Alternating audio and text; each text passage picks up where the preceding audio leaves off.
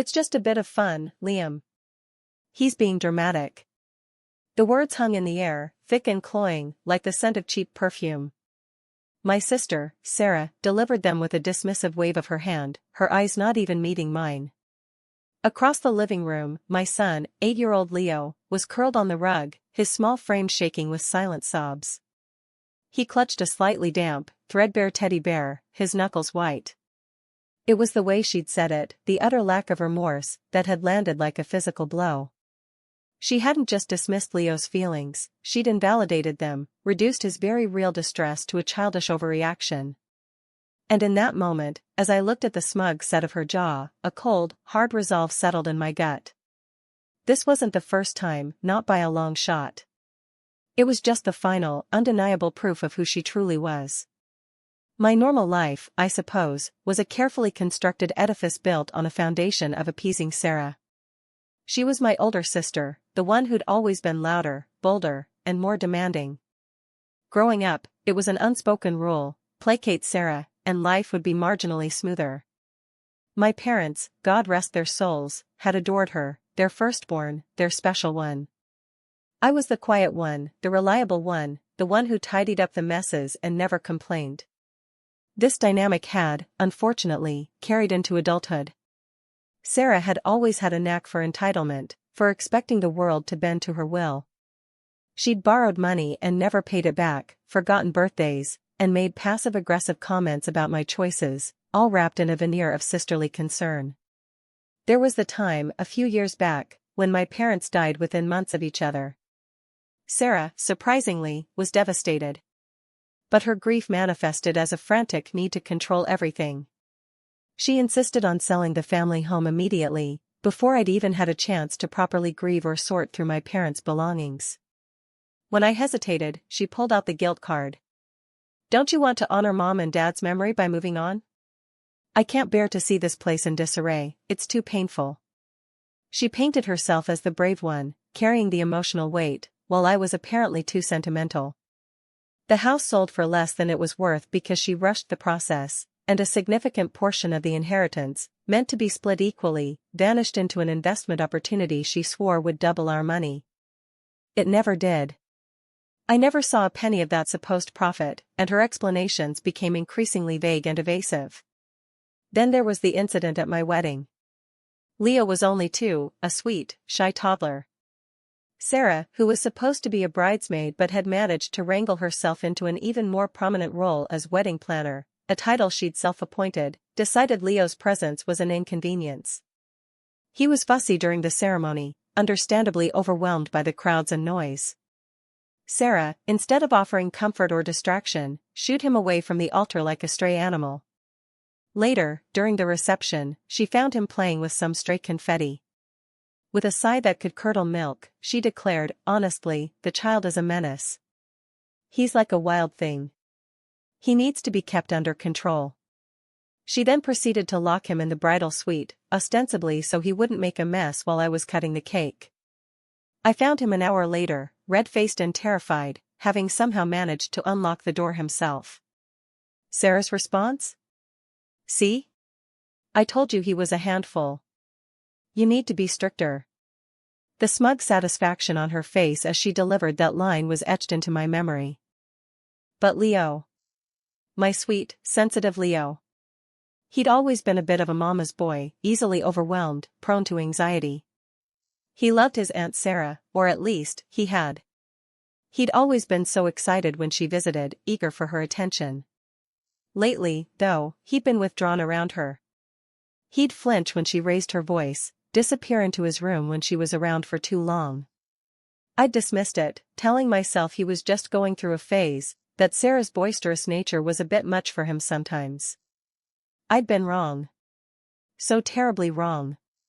The day it happened started like any other Saturday. Sarah had decided to help with Leo's birthday party preparations. This usually meant Sarah directing traffic from the sofa, offering unsolicited critiques, and generally making me feel incompetent. Leo, excited for his upcoming party, was showing her his new Lego castle. He'd spent hours on it, meticulously placing each brick. Sarah, engrossed in her phone, barely glanced at it. Then, Leo, wanting her admiration, reached out and gently nudged a flag he'd placed on top of a turret. "Look, Aunt Sarah. I made it extra tall." Sarah's head snapped up, her eyes narrowed. "Don't touch that. You'll break it." Her voice was sharp, laced with annoyance. Leo's face fell. He pulled his hand back, his enthusiasm visibly doubtful. "Aiding. But I just wanted to show you." Sarah let out a dramatic sigh. "Honestly, Leo, you're like a little puppy. Always needing attention, always making a fuss. Can't you just sit still for 5 minutes? It's exhausting." She then turned back to her phone, completely ignoring him. Puppy. The word landed like a physical blow, not to me, but to Leo. I saw his eyes widen, a look of utter confusion and hurt flash across his face. He stared at his aunt, his lower lip trembling. And then, he did something I'd never seen him do. He whimpered. A soft, animalistic sound that ripped through me. Sarah, finally looking up from her phone, saw him. Instead of apologizing, instead of offering a word of comfort, she laughed. A short, sharp, brittle laugh. "Oh, look at him. He's crying. What a baby. Are you going to tell mommy on me?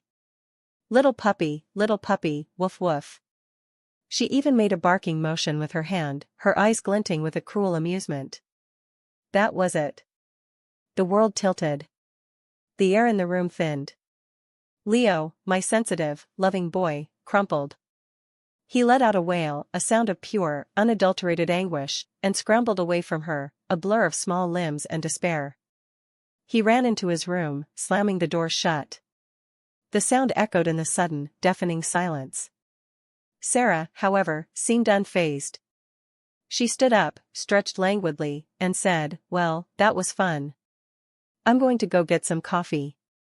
He'll get over it." And she walked out, leaving me alone with my son's broken heart and the metallic taste of betrayal in my mouth. She walked out as if she'd merely stepped on an ant. The next few hours were a blur of soothing Leo, of whispering reassurances I barely believed myself, of staring at the closed door of his room and feeling a rage I'd never known before. The image of Sarah's mocking smile, her casual cruelty, was burned into my mind. The word puppy repeated in my head, each iteration a fresh stab.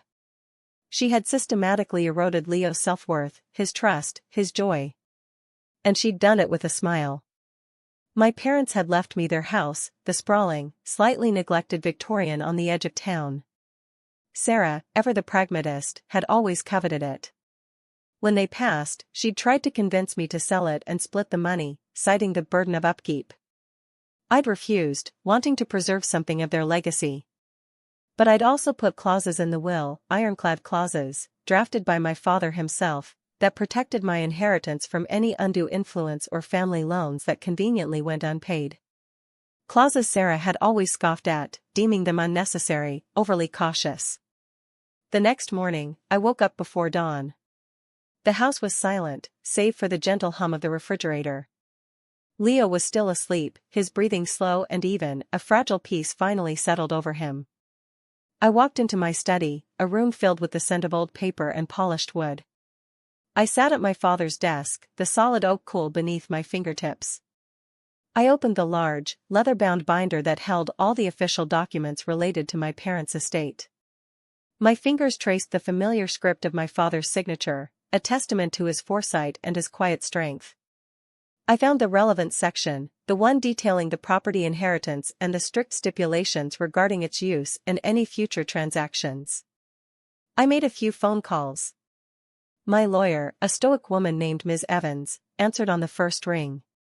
I explained the situation, calmly, precisely, omitting the emotional details, focusing only on the facts, on the clauses in the will. She listened, her voice measured, and assured me that everything was in order. Then, I called Sarah. Her voice, when she answered, was groggy and annoyed. "What do you want? It's barely 7. "Sarah," I said, my voice level, devoid of any warmth. "I'm sending you some paperwork. You need to review it immediately." "Paperwork? What are you talking about?" "Liam, I'm not feeling well. Can this wait? No, I replied, the single word carrying an unusual weight. It can't. I hung up. Within the hour, an official courier arrived at Sarah's apartment. He handed her an unmarked envelope. Inside, she found a copy of my parents' will, specifically highlighted passages detailing the trust set up for the house and the legal stipulations against Sarah's unauthorized access or use of its assets without my explicit, written consent for a period of 10 years following the estate's finalization. There was also a formal notice from my lawyer, outlining Sarah's immediate termination as the informal caretaker of the house, a role she'd never actually been assigned, but had adopted herself, and a demand for the immediate return of any personal belongings she might have stored there without permission. The final document was a notice from my employer, confirming the termination of my consultancy contract with her fledgling, and financially unstable, interior design business, citing irreconcilable differences in artistic vision and creative integrity, a polite way of saying she was impossible to work with and, frankly, not very good. I had been her silent benefactor, using my own network and connections to funnel her small, infrequent clients, a fact she'd always taken for granted. I watched from my study window as Sarah's car, a gleaming, ostentatious SUV, pulled away from her apartment building. I saw her stop on the street, the envelope clutched in her hand, her face a mask of disbelief. Her shoulders slumped. She looked small, suddenly. Vulnerable. It was a stark contrast to the imperious woman who'd treated my son like dirt. The fallout was immediate and spectacular. Sarah, accustomed to being the victim, the wronged party, expected the usual chorus of support from our extended family. She called my mother's sister, my Aunt Carol, her flying monkey. Aunt Carol, a woman who lived for drama and gossip, immediately launched into a tirade about my unforgivable cruelty and lack of sisterly love. She called me, demanding an explanation, her voice shrill. I politely informed her that Sarah had acted inexcusably, and that my actions were a direct consequence of her behavior. I stated, in no uncertain terms, that I would not tolerate her attempts to manipulate me. Other calls followed, a predictable parade of indignation and pleas for reconciliation. I answered them all with the same calm, factual demeanor. I didn't raise my voice. I didn't accuse. I simply stated what had happened, the undeniable facts, and the consequences that naturally flowed from them. Sarah's attempts to portray herself as a victim fell flat when confronted with the cold, hard reality of her own actions. The silence that followed my explanations was more potent than any shouted accusation. People started to realize that Sarah's narrative had a distinct lack of self-awareness. Her financial situation, which had always been precarious, worsened considerably. The loss of my indirect business referrals, coupled with her inability to charm any new clients without my backing, left her struggling. Rumors began to circulate about her inability to pay rent, her reliance on credit cards. The social circles she'd cultivated through sheer force of personality and a carefully curated image of success began to distance themselves. She was no longer the glamorous sister with the successful business, she was just a woman who had made a series of very poor, very selfish choices. The most satisfying aspect, though, wasn't the financial ruin or the social ostracization. It was the complete and utter annihilation of her ego. Sarah had always seen herself as superior, as someone who could manipulate, charm, and guilt her way through life, leaving a trail of broken expectations in her wake. She'd believed her own narrative of being the stronger, more capable sibling, the one who deserved more. But her cruelty towards Leo had revealed her true character, and in doing so, had stripped her of her power. She had underestimated the quiet strength of a father protecting his son. She had underestimated the power of a will meticulously crafted by a loving parent. She had underestimated me. Leo is slowly healing. He's still a sensitive soul, but the fear is receding, replaced by a growing confidence. He started drawing again, bright, cheerful pictures of sunshine and smiling animals. He doesn't ask about Aunt Sarah anymore. And I don't offer any explanations. The house is quiet, filled with the echoes of my parents' love and my own quiet triumph. There's no joy in it, no vindictive pleasure. Just a profound sense of peace, and the chilling, quiet certainty that some debts, no matter how carelessly incurred, eventually come due.